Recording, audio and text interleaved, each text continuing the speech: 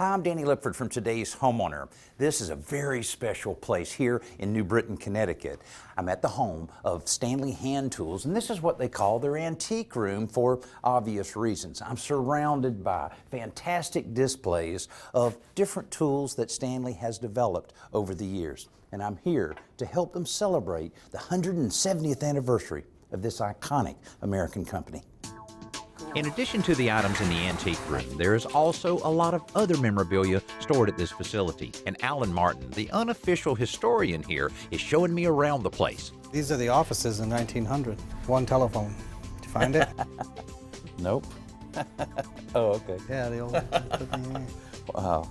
And that includes a storage room they call the vault. Well, here we are, Danny, in a hand tools vault.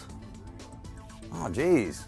This space was once used to house all the items, maybe one of each, for our engineering department. They'd come up here and take something, go back to drawing board, try to make it better or modify it in some way. Wow. Today, all of that product is stored electronically on computers and CAD.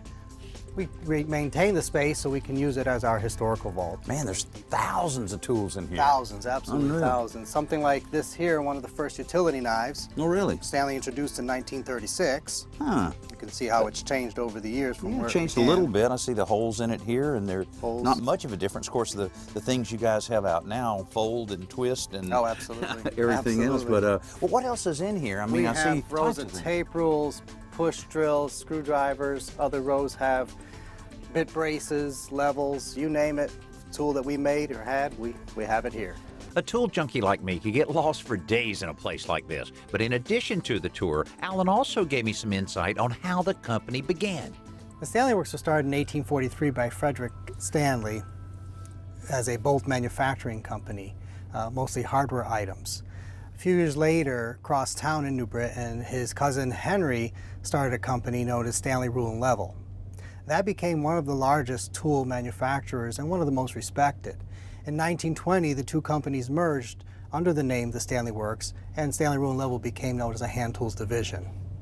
2013 represents our 170th year in business and 50 years for the anniversary of the Power Lock tape rule. The Power Lock was made in 1963. It is also the anniversary of this facility.